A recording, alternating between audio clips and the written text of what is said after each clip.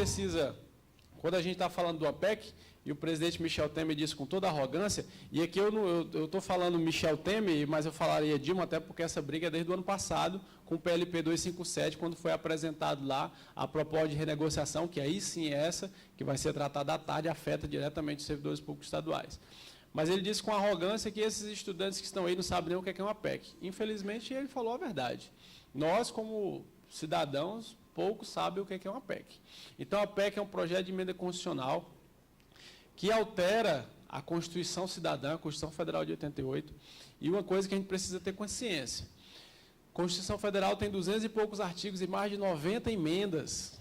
É uma Constituição recente, obviamente, vai fazer 30 anos, mas mais de 90 emendas. E com essa emenda, eles pretendem alterar os dispositivos constitucionais transitórios e limitar gastos, e eu não vou te chamar aqui, vou chamar em alguns momentos de gastos, mas investimentos, por 20 anos. Então, não é uma alteração qualquer. Pensa só, um governo propondo uma mudança constitucional que vai engessar 5 mandatos. 5, bota lá 4 anos, dá exatamente 5 mandatos. Né? Então, são 20 anos, talvez 5 presidentes diferentes, ou recondução, que ele sempre vai ter o argumento, não, infelizmente não podemos investir mais nessa área porque estamos impedidos por uma PEC. E vai passar o tempo, e quem que vai ter a coragem de tirar? Porque esse aqui não é interesse do povo brasileiro, não está sendo contabilizado o interesse do povo. É interesse do capital, principalmente especulativo. E aí, no desenrolar das coisas, a gente vai falando um pouco mais sobre isso. Então, esclarecer para as pessoas como que isso afeta, primeiro explicando o que é uma PEC. E aí, o que é que a gente precisa fazer um exercício, e esse exercício ele precisa ser colocado de maneira bastante clara, que não é colocado na mídia. Divisão dos gastos públicos está aqui. A PEC 241, ela fala de teto dos gastos. Então, o governo diz o seguinte, o pano de fundo, a justificativa é assim. Olha só, a PEC, inclusive eu vi um cara que eu admirava, mas eu perdi um pouco do respeito que eu tinha por ele, chamado Cristóvão Buarque, que ele falou que esta é a PEC da obviedade. É uma PEC óbvia.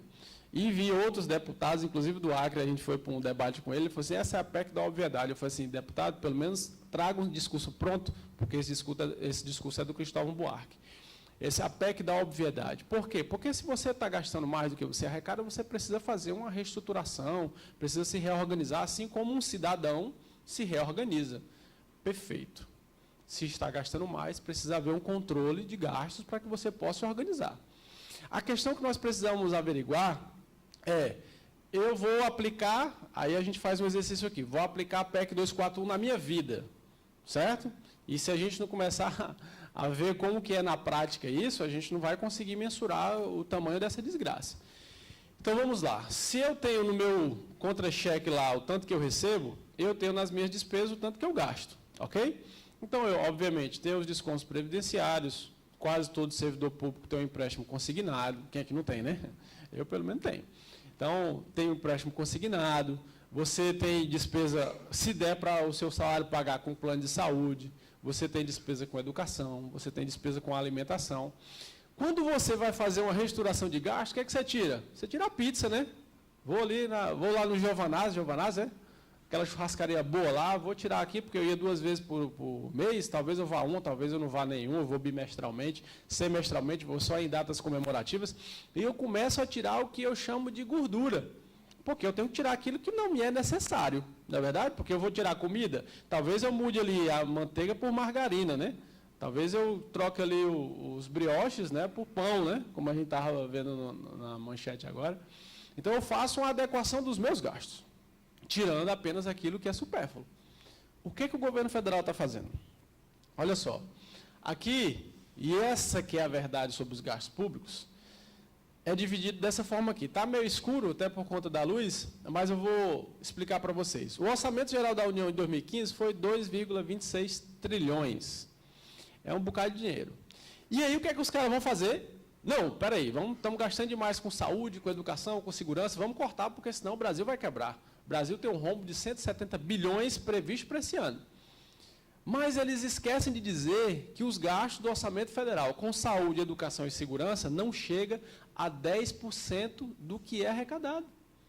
Ah, peraí, também quer dizer que vai cortar lá onde não é o problema? Exatamente. Sabe quanto do rombo das contas públicas desse ano foi direcionado para a área primária, que são as despesas primárias? 10 bilhões. Os outros 160 bilhões foi para amortização e pagamento de juros. E aí? Eu vou reorganizar a minha vida. Vamos lá aplicar para a minha vida de novo. Primeira coisa que eu penso, eu preciso me livrar dos juros. Vou dar calote? Não vou dar calote, porque senão meu nome vai ficar sujo, eu vou precisar comprar fiado de novo, não vou poder. Mas eu preciso de uma estratégia aqui. Vou me organizar financeiramente para não me endividar mais, correto? Vocês fazem esse exercício. Só que a União, na PEC 241, ela cria elementos, que eu vou mostrar para vocês mais na frente, que aumenta a possibilidade de endividamento do Estado. E aí vou aplicar para a nossa vida de novo. Vamos lá. Tu quer fazer um exercício de 20 anos? Primeiro, quando se fala em congelamento, é congelamento. O caso é assim, eu vi muito deputado babaca dizendo assim, desculpa a expressão, mas ele fala assim, porque o Brasil não vai parar de investir, ele não vai congelar gastos, porque ano que vem ele vai gastar, além disso, a inflação. Pelo amor de Deus. A gente, quando vai lá naquela regra de 3 simples lá, a gente sabe que a inflação, ela mantém os gastos. Porque se eu estou aqui gastando 100 milhões, 110 milhões no outro ano, digamos que a inflação deu 10%, vai dar para eu comprar exatamente as mesmas coisas. E eu vou começar a precisar escolher. Primeiro, saúde, a inflação da saúde é muito maior. Por quê? Porque os produtos, os insumos para a saúde, a tecnologia, é tudo de fora. Aumentou o dólar, meu irmão, vai ter que gastar mais com saúde. E detalhe, quando você gasta mais com saúde, ultrapassou o limite da inflação, você vai ter que tirar de algum canto. Adivinha quem vai pagar? Segurança pública, que sempre foi o primo pobre das despesas primárias. Porque saúde, ano passado a gente discutia verba constitucional para segurança. Hoje, o governo federal está simplesmente revogando verbas constitucionais para segurança. E aí o que acontece? A educação aqui, soma-se, olha só, transferência a estados e municípios, 9%. A União arrecada e repassa com o FPE e o FPM apenas 9% de sua arrecadação para os estados. Pergunto a vocês moram em Porto Alegre ou no Brasil? Antes de morar no Brasil, vocês moram em Porto Alegre. Infelizmente, esses recursos eles são ínfimos perto daquilo que o próprio Estado produz, o próprio Estado arrecada, e a União passa simplesmente somente isso aqui. Então, quando a gente olha para cá, 42,43%, a gente observa que o problema do Brasil não é as despesas primárias, o problema do Brasil é histórico, a gente não vai resolver a história num tempo só, e a gente precisa de uma PEC. Então, a gente começa a evidenciar algumas coisas. É necessário cortar gastos? Obviamente que sim. Então, por que nós somos contra a PEC 241? Primeiro, uma crise financeira, a pior lá, historicamente, está lá nos livros de estudos sociais, geografia e coisa e tal, crise de 29. E aí veio um cara chamado Keynes e ele resolveu dar uns pitacos lá. Sabe qual foi a primeira ação? Colocar mais o Estado na economia, na atividade econômica, está lá, é só verificar.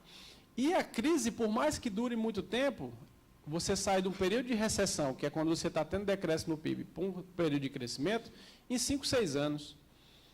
O Brasil já está em crise desde 2013, né? Tem tido perca de arrecadação desde 2013. Inclusive, a gente sabe isso por conta do Fundo de Participação dos Estados. Desde 2013, nós estamos em crise. Já uma previsão, mesmo que modesta, de 1%, era 1,8%, 1% de crescimento do PIB já no ano que vem. Ou seja, a gente já vai sair de um estado de recessão. Digamos que seja zero, significa dizer ainda assim, porque hoje é quase menos 2 para esse ano, a gente já está num parâmetro de crescimento. A crise não vai durar 20 anos. Então, por que 20 anos? Agora vamos aplicar de novo aqui para a nossa vida. Digamos que, como é seu nome? Tem filho, Tiago? Não. O Tiago é um cara solteiro e ganha R$1.000. Não estou nem dizendo que você é solteiro, tá? Estou só conjecturando aqui. R$1.000. E aí, o Tiago vai aplicar a PEC na vida dele. Ele ganha R$1.000 e gasta R$1.000, certo? Digamos que a inflação deu 10%, de 2016 para 2017. 2016 é o pior ano fiscal, o pior ano da vida do Tiago, porque R$1.000 é uma pobreza, né? Então, vamos lá. Aí o Tiago, ano que vem, ele vai aplicar a PEC na vida dele. Vai ter que cortar alguns gastos, né? Cortar algumas despesas. E aí o Tiago resolve fazer o menino. Olha só que legal. O menino vai nascer lá em 2018. O Tiago, ano de 2017, vai poder gastar R$ 1.100 com os 10%. No ano de 2018, ele vai poder gastar, digamos que a inflação seja 10% de novo, ele vai poder gastar R$ 1.220. R$ 1.210, vamos arredondar, R$ 1.200. Aí o Tiago vai dizer assim também, olha só, mas eu tive um aumento salarial, estou ganhando R$2.000 agora. E o mais legal, eu tenho um neném, olha só que coisa linda, né? Tem um meninozinho aqui. E aí eu preciso gastar mais, porque um filho, obviamente, implica em mais gastos. Aí eu vou dizer assim, Tiago, mas tu tem que aplicar aqui a PEC 241. Tu não vai poder gastar mais, tu vai ter que gastar 1.200. Não, então, mas eu preciso. Assim, pois é, mas tu não vai poder.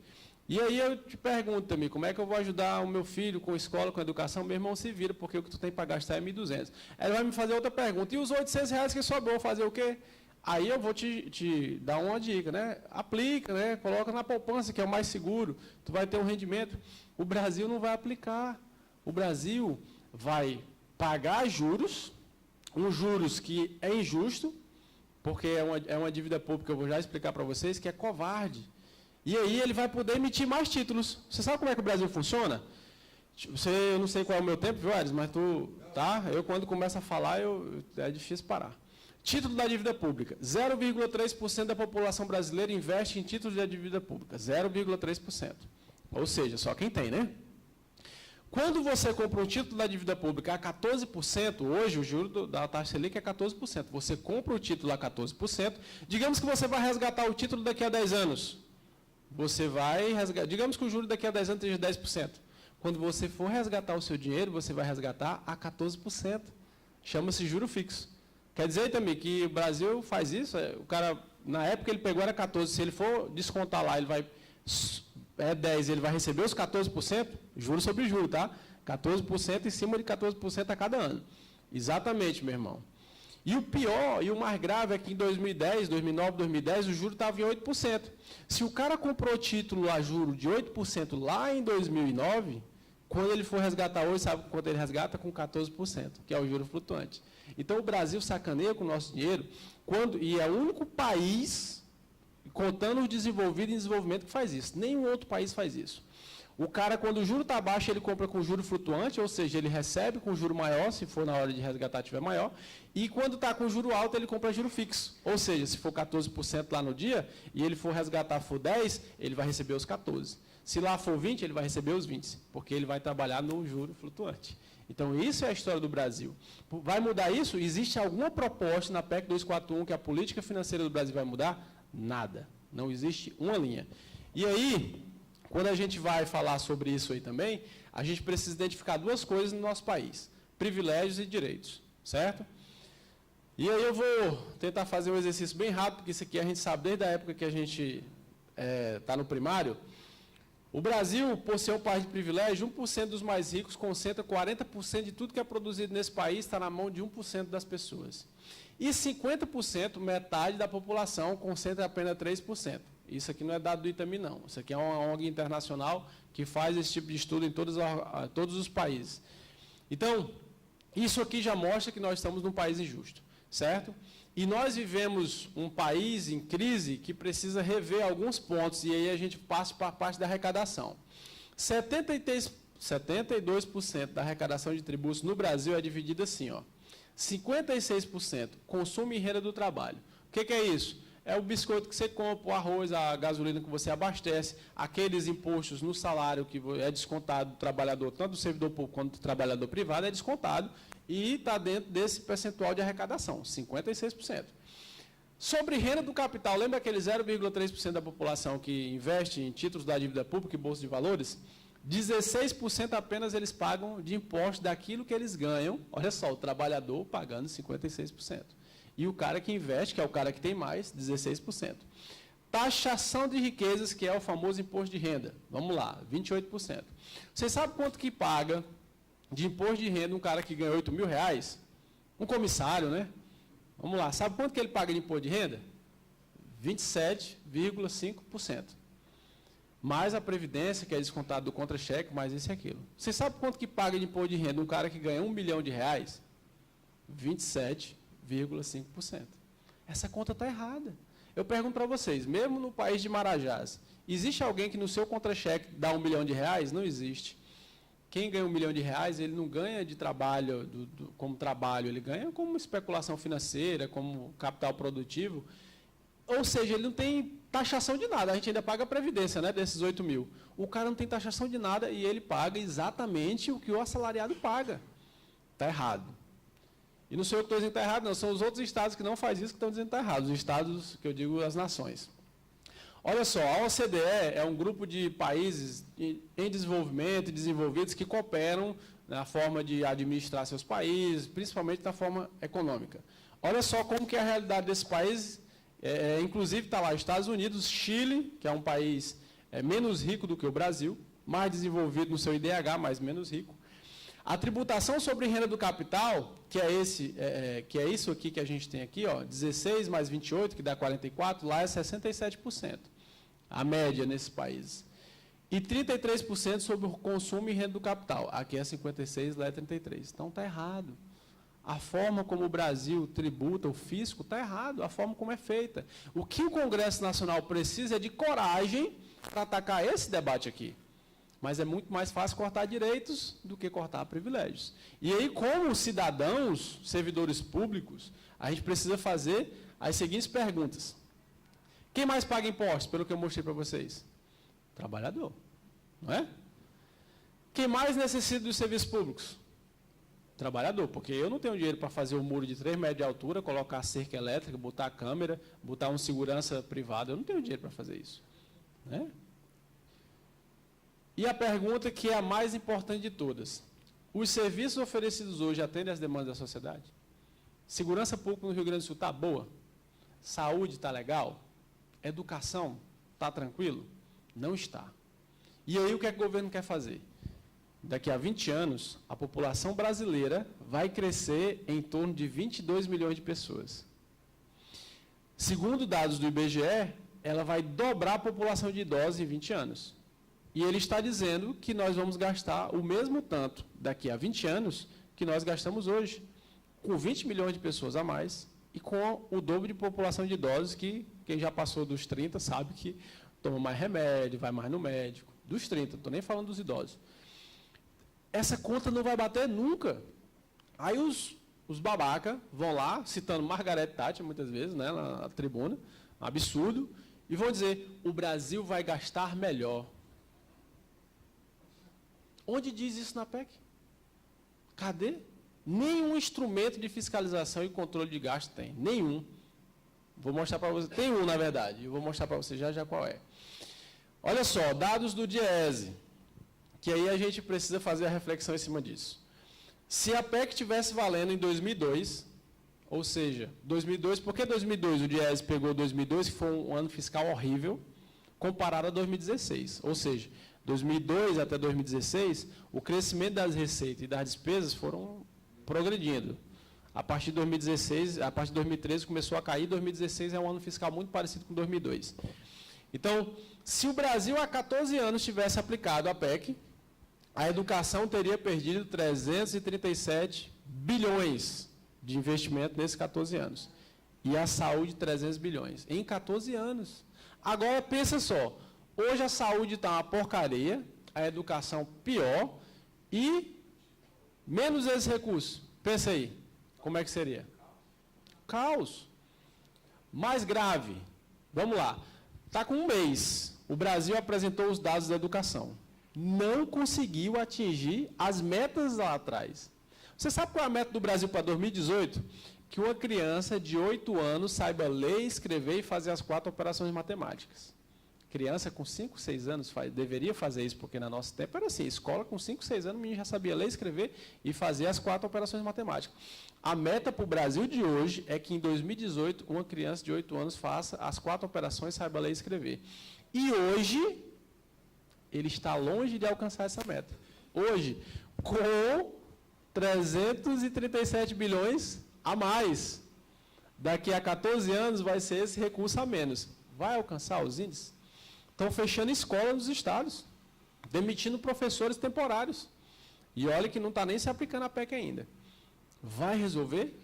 Vão cortar direitos? E olha outra coisa, que é um exercício que as pessoas não estão atentando muito. A política salarial, hoje, existe uma política salarial que é o PIB, a inflação, calculada aqui, nesse demonstrativo aqui pelo INPC, que é muito mais generoso do que o IPCA. E a política hoje é inflação, que o inciso 10 lá do artigo 37 da Constituição diz que tem que ser reposto, mais o crescimento do PIB. Então, a política salarial hoje, o salário mínimo em 2003 era R$ 240. O aumento nominal, juntando o PIB mais essa diferença inflacionária, o salário mínimo atual hoje é de R$ 880. Com os efeitos da PEC 241, ainda usando o ano de referência 2003, acumulado do INPC no período é 148,34%. Aplicando a PEC, o salário mínimo hoje seria R$ 509. Pergunto para vocês, de 2003 para 2016, esse crescimento salarial ia matar o trabalhador de fome. Essa é a verdade. Isso aí vai ser aplicado para todo mundo, sabe por quê? Porque eles, não, mas não vai mexer na política salarial. Vai, porque previdência social é despesa primária. Se você não vai poder aumentar ela acima da inflação, e o ativo recebe a mesma, o inativo recebe a mesma coisa do ativo, você vai estar barrando aqui, porque você não vai poder aumentar lá. Então, já vai acabar com a política salarial aplicada hoje.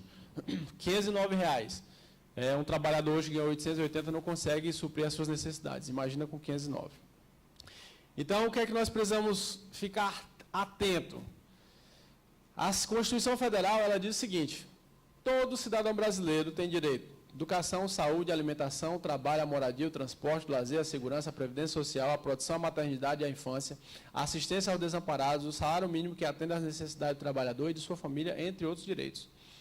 A PEC 241, ela está mexendo nos dispositivos constitucionais transitórios e revogando o artigo 6º, porque ela não está perguntando se o brasileiro vai precisar. Ah, não, mas a gente pode rever aqui isso aqui se o brasileiro estiver morrendo de fome ou nas filas dos hospitais ou pela segurança pública que está um caos. Não vai estar preocupado com isso. Ela vai estar preocupado em manter os níveis de crescimento de gastos apenas nos limites da inflação. Revoga-se o artigo 6º. Ou a gente fica... Na verdade, o artigo 6º nunca foi aplicado em sua amplitude, porque a gente sabe que os serviços públicos são porcaria, e o salário mínimo não atende às necessidades nem do trabalhador, quanto mais de sua família. Então, olha só, existem alguns dispositivos legais na PEC, que aqui é importante a gente debater. Detalhe, nessas andanças que nós temos feito aí em municípios, agora no Rio Grande do Sul, em vários órgãos federais, fizemos um cálculo de aproximadamente 5.000 pessoas que ouviram essa mesma coisa que vocês estão ouvindo aqui, 5.000 pessoas. Eu não encontrei um só cristão que seja, eu sou a favor totalmente da PEC, um só. Ele não, precisa de um teto, só que 20 anos é muito, ou então, não, a gente precisa de algum ajuste aqui, mas isso aqui é demais. Não vi nenhum 100%, a não ser os deputados federais, dos quais participaram das audiências públicas. A PEC da obviedade, né? Então, ninguém é totalmente a favor, porque não dá para ser. É impossível ser. Então, hoje a gente está vivendo um clima político que deixou o cenário totalmente aberto para quem está no poder fazer o que quiser. Detalhe, a corrupção que teve aí em governos anteriores, o caos que foi colocado nas contas do país, não dá carta branca a governo nenhum de fazer o que ele quer. Mas eles estão colocando como carta branca. E hoje, o fora Temer é volta Dilma. E hoje você não consegue desvincular os debates. Aquilo que estão querendo tirar de você, aquilo que é direito, que estão querendo mexer na Constituição, com o debate fora Dilma, ou volta Dilma, ou fora Temer. Infelizmente, eles estão se apropriando dessa instabilidade política, dessa insatisfação da população, para passar o que eles quiserem. Olha só. Logo, o artigo 101, que é a alteração. 20 anos, não dá para aceitar que vigorará por 20 anos. Não existe nenhuma possibilidade do Brasil passar 20 anos em crise. Então, já é um ponto que não dá para se engolir nessa PEC. Olha só o que eu falei lá do que ele tira e do que ele mantém ou do que ele amplia. Tratam dos limites das exceções do artigo 102. Parágrafo 6. Não se inclui na base de cálculo e nos limites estabelecidos nesse artigo. Inciso 4. Tem vários incisos lá, mas eu destaquei o 4 aqui. Despesas com aumento de capital de empresas estatais não dependentes. Sabe o que é isso? Existem empresas estatais não dependentes hoje em funcionamento no município de São Paulo e no município de Belo Horizonte. Nem se criou ainda em âmbito nacional a possibilidade de se criar isso, porque existe um PLS tramitando no Senado, chamado 204, que cria. Não tem ainda, mas a PEC já faz uma previsão. Dizendo, sabe o quê? Que os estados e os municípios vão poder criar empresas financeiras que vão fazer, sabe o quê? Emitir títulos da dívida pública. Lembra os bancos estatais os bancos estaduais que foram privatizados? Não sei se o do Rio Grande do Sul foi, mas a grande maioria foi privatizado. Sabe por quê? Porque os estados estavam tão endividados e eles foram proibidos, em acordo com a União, eu vou falar sobre isso à tarde, lá em 97, proibidos pela União de emitir títulos da dívida. E aí eles estão voltando isso, mas espera aí, Tamir. Quer dizer que o Brasil está nessa situação por conta do seu endividamento, e ele está propondo, com a PEC, além dos cortes de gasto, está propondo ainda mais se criar elementos financeiros que ampliem essa dívida. É exatamente isso. Espera aí, vou economizar e estou criando dispositivo para ampliar a minha dívida? Não sei por que se faz isso. Aliás, nós sabemos por quê, mas de forma lógica não dá para se explicar, porque a composição econômica do nosso país difere de qualquer outro país nesse planeta. Artigo 103. O presidente da República, e aí o Baroto de vez em quando trabalha com as legislações, e vocês também, o Mário também faz muito isso, o presidente da República poderá propor a partir do 10º exercício. Poderá. Daqui a 10 anos, ele poderá rever os dados ou os números que foi colocado lá na PEC. Daqui a 10 anos, ele poderá. Se tivesse um deverá, nos daria pelo menos um alento, né? Exatamente, daria uma segurança jurídica. Daqui a 10 anos, o presidente que estiver, seja qual partido for, ele poderá propor. Não dá para a gente conceber que daqui a 10 anos o Estado não seja obrigado a rever uma política que está massacrando o povo, que teve redução nos investimentos e certamente terá nos seus investimentos primários. Então, isso aqui é para inglês ver. Ah, não, daqui a 10 anos a gente revê. Poderá rever. Ah, mas aí os caras vão vir com a PEC, o Congresso pode propor uma PEC que vai mudar isso aí. Pode também? Pode. Mas eu pergunto para vocês, nesses governos de coalizão, que vem desde 94 com o Fernando Henrique, em algum momento vocês viram um Congresso que atuasse em desfavor do Executivo? Fora do Fora Dilma, que isso aí foi toda uma conjuntura econômica. Vocês já viram isso? Não existe isso, sabe por quê? Porque o Executivo controla os recursos, controla os cargos comissionados e os interesses, eles estão direcionados para dinheiro. Então, não vai acontecer. Se tivesse pelo menos um deverá, você exigiria do presidente daqui a 10 anos a fazer isso. Hoje não se exige. E aí o ponto principal, que é outra desgraça. Artigo 104, parágrafo 3º. E por isso que eu disse que eu fico impressionado como os organismos federais não estão fazendo nenhum tipo de mobilização mais contundente contra essa PEC. No caso de descumprimento de qualquer dos limites individualizados de que trata o caput do artigo 102 destes atos, disposições constitucionais transitórias, fica vedada a concessão de revisão geral prevista no inciso 10 do artigo 37 da Constituição Federal. Sabe o que é isso aqui? Vocês conhecem a lei de responsabilidade fiscal? Lá em 2000 foi uma evolução e tal, alguns países inclusive aplicaram. Lá diz se o gestor foi incompetente, trocando em grosso modo, ele vai responder por improbidade administrativa. Certo? A punição é para quem? Para o gestor. A PEC 241, ou agora 55, a punição é para o servidor, não é para o gestor. O primeiro, vai ser proibido concurso público. Vedado. Se você ultrapassar os limites, vedou concurso público, não poderá mais. Até reequilibrar os limites do gasto, que é o da inflação. Ok? Segundo ponto, não vai poder, além de não poder fazer concurso, contratar ou aumentar salário a qualquer título dos seus funcionários. E o mais grave, que a Constituição ela nos garantiu um direito, e tem uma súmula vinculante do STF, que diz que o servidor público também tem extensão nisso aqui, que nós temos que ter recomposição salarial a cada ano, para compor a percas, né, salariais por conta da inflação. Eles estão revogando esse dispositivo da Constituição. Detalhe, a incompetência foi minha, sua, é culpa nossa se o presidente da República não conseguir conter os gastos igual à inflação? Não, a culpa é do presidente, mas quem paga? O trabalhador. Nós vamos pagar o preço da má gestão. E você pensar em 20 anos sem um desequilíbriozinho aqui, outro ali, num negócio tão rígido, é impossível. Então, quem vai pagar é o servidor público. Pessoal, vamos aqui fazer uma análise. O ministro da Fazenda hoje é Henrique Meirelles, foi no tempo do Lula. O Henrique Meirelles, ele foi presidente do maior conglomerado, um dos maiores conglomerados bancários do planeta, que é o Citibank.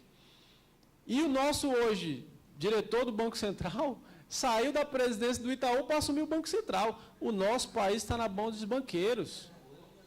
Então, qual é o presidente que vai bancar uma mudança que agradou todos que têm dinheiro? Nenhum. Pode ser esquerda, direita, centralizado, elevado, abaixado. Nenhum. Nenhum vai fazer esse exercício. E é essa a preocupação que nós temos que ter hoje. Porque, não, daqui a 2 anos, o babaca do senador disse lá na audiência pública que a gente fez, Petecão. Inclusive, foi o que propôs acabar com o imposto, contribuição sindical compulsória. Ele disse assim, pessoal, vocês têm que entender uma coisa, o Brasil precisa disso. Só que, se não for bom, daqui a 2 anos a gente muda. Muda. Muda nada. Se quem vai pagar somos nós, eles estão preocupados com o quê? Você sabe quanto que custa um senador por ano no Brasil? 35 milhões de reais por ano, cada senador. E eu não estou falando de verba parlamentar, não. Estou falando apenas de gabinete. Vocês sabiam que um deputado federal, estou fazendo um parênteses aqui, um deputado federal, se ele fizer uma cirurgia de qualquer coisa, a Câmara paga para ele? Qualquer coisa. Medicação, tudo. Toda e qualquer despesa médica dele e dos familiares é coberta pela Câmara Federal. Vocês sabem quanto tempo precisa trabalhar um senador da República para poder se aposentar com proventos integrais? Um mandato? 180 dias ininterruptos no cargo. Ele aposenta com 35 mil reais. E aí aqui tem uma conjuntura do cenário daqui a 20 anos. Eu não vou nem ler para vocês aqui não, mas já deu para vocês. Um dos antigos diretores do FMI, ele disse que o Brasil terá níveis de países africanos daqui a 20 anos, se a PEC 241 for levada a efeito. Não foi um economista barrela, não, tá? Foi um ex-diretor do Fundo Monetário Internacional, que é os caras que botam as medidas mesmo para fazer valer e coisa e tal. São os caras que fazem acontecer nos países que estão quebrados. Fizeram isso na Europa. Ele disse que é tão cruel que daqui a 20 anos o Brasil vai ter níveis de países africanos. Detalhe, a Europa, há 3 semanas atrás, recuou na sua política de austeridade. Recuou. Grécia, Portugal, Espanha e outros países do leste europeu, principalmente, recuaram nas suas políticas de austeridade. Ou seja, o Brasil está aplicando de forma muito mais perversa uma política que a Grécia aplicou há 6 anos atrás, que falhou. E o Brasil sabe que falhou e está aplicando. Infelizmente, é esse cenário que nós estamos vendo. Instituições que já se pronunciaram contra a PEC. O AB tem muitas outras, tá? Ministério Público Federal, CNBB, que é a Confederação Nacional dos Bispos do Brasil, inclusive uma carta muito interessante, não só dizendo, o pobre vai morrer, mas dizendo por que o pobre vai morrer. CONFECON, que é o Conselho Federal de Economia. Cara, CONFECON, quem conhece, tem algum economista aqui? Muito bem. Eu sou formado em economia, mas eu não tenho registro, né? Eu nunca fui... Foi, né? Cara, eu não estou dizendo que... Como é teu nome? Roger. Eu não estou dizendo que o Roger é classe média alta, não. Mas economista que compõe a CONFECON é classe média alta. E os caras na casa dos economistas, no encontro que eles tiveram agora, se eu não me engano, em agosto, eles disseram que vai quebrar os serviços públicos. Não é o país, não, vai quebrar os serviços públicos. Eles disseram em outras palavras, o Brasil vai sair de uma recessão, de uma crise financeira e entrar numa recessão social. Em outras palavras, foi isso que eles disseram. Olha só. Quando faltar 5 minutos, tu me fala aí que eu toco mais rápido ainda. Relatórios que atestam os prejuízos da PEC. Assessoria técnica da Câmara Federal. Inclusive, de quem é esse computador do sindicato? Tá aí a pasta, tá? Quem quiser ler todos os documentos que eu estou falando aí, então aí, a nota técnica de GE, tá tudo aí. A assessoria técnica da Câmara Federal disse que vai ter prejuízo na saúde e na educação, que são que tem verbas constitucionais. A assessoria técnica da Câmara Federal, que foi quem aprovou lá. A assessoria técnica do Senado diz que é inconstitucional. Está o relatório aí também. Detalhe, a assessoria técnica disse numa semana que era inconstitucional, na outra semana foi aprovada onde? Na CCJ, que é a Comissão de Constituição e Justiça do Senado. A assessoria técnica, que é os caras que conhecem tecnicamente, de economia, coisa e tal, que pode falar do assunto, disse que era inconstitucional, e os deputados, doutos, né, no direito constitucional, disseram que é constitucional. Os deputados não, os senadores, desculpa. Caso dos economistas, que foi o que eu disse para vocês que aconteceu lá no encontro dos economistas, o DIEESE que é um departamento renomado, inclusive internacionalmente, faz alguns estudos internacionais. O IBGE, que foi que disse que vai ter crescimento da população em tanto, que vai ter o crescimento dos idosos em tal situação. E o IPEA. O mais engraçado do IPEA, a doutora Fabíola, que foi quem fez o relatório dizendo que a PEC é ruim, porque vai cair investimentos e coisa e tal, e o Brasil vai ficar numa situação difícil, ela foi pressionada pelo IPEA, o Instituto Federal, tá? Instituto de Pesquisa e Estatística Aplicada, tal. É um instituto federal e ele disse assim, ó, desfaça o seu relatório. Essa doutora, ela pediu exoneração, porque ela disse que não ia voltar no relatório dela. Tiraram da página do IPEA, mas o arquivo original está aqui, que eu salvei antes de tirarem. Tá? Então, quem quiser dar uma olhadinha lá, tudo técnico. Não é o Itami falando, não. É uma pessoa renomada que pediu exoneração. Detalhe, todos os deputados federais da base governística que votaram contra a PEC estão respondendo processos disciplinares, né, de conselho de ética, né, dos seus partidos para serem excluídos. Já foi a filha do garotinho, né? Foi por outros motivos também. Mas ela já foi. O motivo do processo que instauraram contra ela foi ela ter votado contra o partido. Alternativas à PEC do fim do mundo. Que não é o único jeito, o Brasil vai quebrar e coisa e tal. Vamos lá. Vou tentar ser mais rapidinho aqui. Combater privilégios significa dizer auditoria da dívida pública. O artigo 26 do dispositivo constitucional transitório diz que a auditoria da dívida pública é para ter acontecido lá em 88. Passaram-se 28 anos. Aconteceu? Não. A nossa luta é tão apartidária, para vocês terem ideia. No orçamento desse ano, de 2016, foi lá a auditoria da dívida pública. Sabe o que foi que Dilma fez? Vetou. Dilma saiu, entrou a Temer. Aí foi lá no Congresso de novo para derrubar do veto. Sabe o que foi que Temer fez? Articulou sua bancada para manter o veto. Então, há interesses muito maiores do que o do Brasil para não se fazer essa auditoria. Sabe por que está na dívida pública? Transamazônica. Vocês não são do norte, não. A Transamazônica nunca foi feita. Está lá só um varão lá no meio da mata. Nunca foi feita e está na dívida pública. Sabe por que não se faz auditoria da dívida pública? Porque vai muita gente para a cadeia. Por isso que não faz. E aí uma coisa que vocês conhecem bem aqui no Rio Grande do Sul. Combater a sonegação fiscal, que no ano de 2015, segundo dados oficiais da Fazenda, 550 bilhões apenas em 2015. Aqui os incentivos fiscais chegaram a 6, não foi? 6 bilhões. Está quebrado e tu está dando vantagem para empresário. Detalhe, é vantagem para grandes empresários, porque quem emprega nesse país é micro e pequeno empresário. Né? Mas as vantagens não é para pequeno, não, é para os grandes. 550 bilhões. Lembra lá o que eu disse que o Brasil ia perder em saúde e educação em 14 anos? 600 bilhões.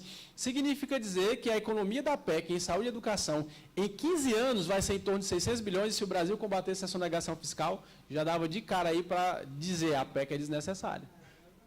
Sabe quem é que deve para o Brasil? Os maiores devedores. Petrobras, Vale do Rio Doce. Eita, mas peraí, Vale do Rio Doce não foi vendida?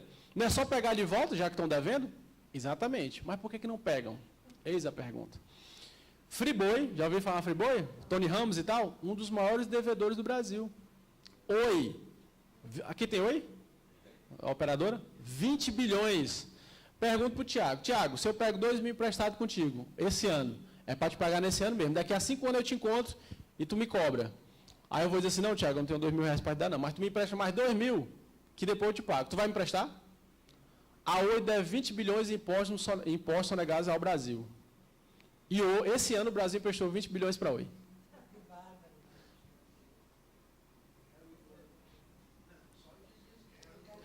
O Grupo Gereissati foi um dos donos, né?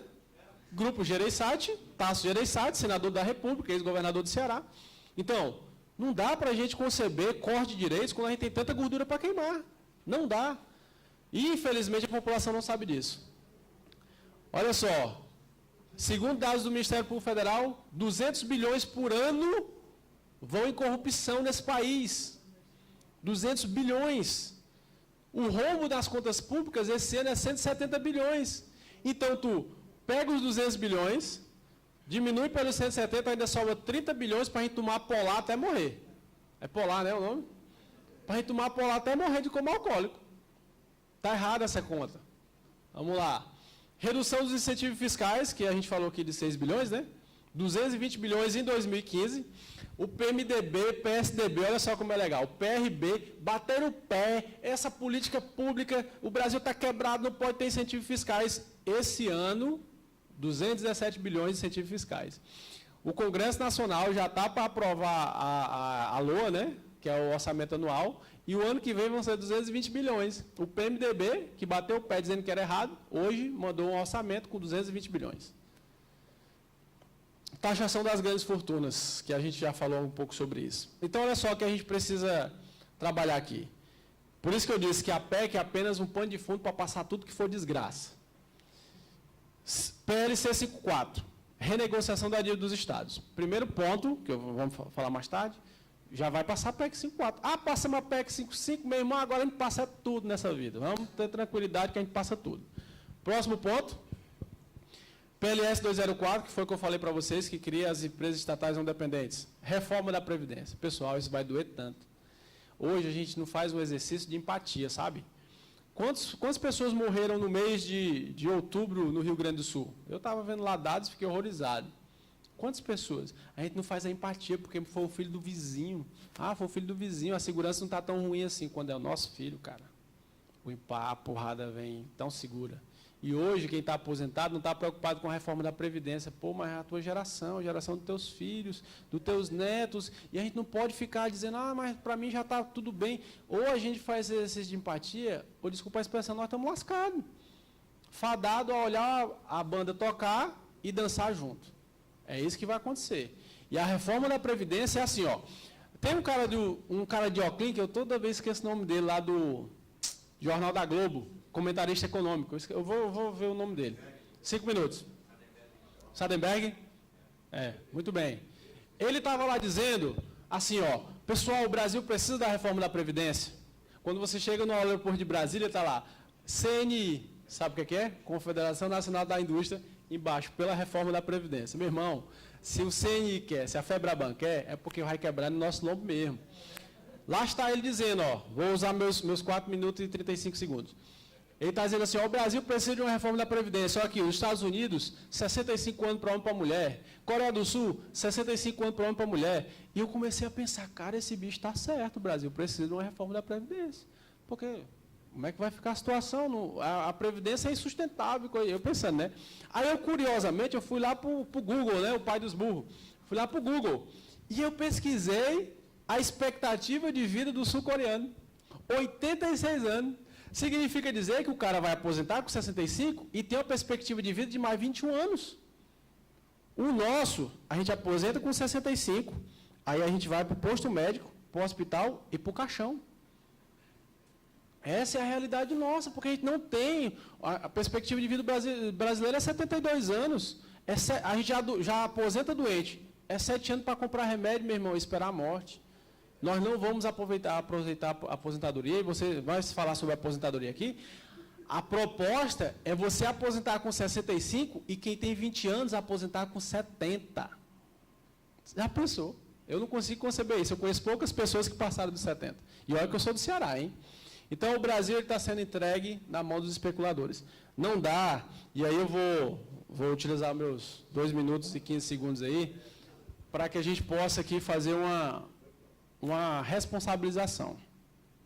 Ah, porque a culpa é do PT, a culpa é do PSDB, a culpa é do Cabral que descobriu essa imundice, a gente começa a colocar a culpa em tanta gente que a gente esquece de avaliar as nossas próprias atitudes para a gente combater o mal. Nós deixamos de fazer o exercício daquilo que me atinge diretamente e aquilo que atinge as pessoas a quem eu me preocupo. Então, eu vou dizer para vocês, algumas pessoas dizem, se isso não acontecer, o Brasil não vai ter mais como pagar salários.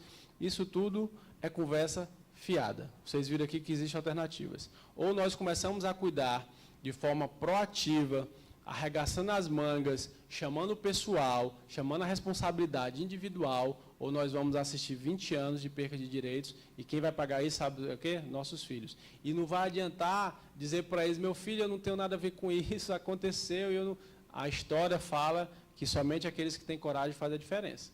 Nós somos as pessoas de coragem, a gente precisa começar a agir. Ah, vai voltar lá no dia 13, vai passar. Meu irmão, se passar, a gente vira esse país de quebra de perna para o ar. Porque sabe do que a classe política nesse país tem medo? voto, povo na rua, eles começam a dizer, eleitor tem memória curta. Vamos mostrar para eles que é diferente. Não é do jeito que eles estão falando. E vamos começar a usar as armas que nós temos. Nós somos formadores de opinião. Podemos sim fazer a diferença. Só precisamos assumir a responsabilidade. Tá bom? Obrigado aí pela atenção de vocês.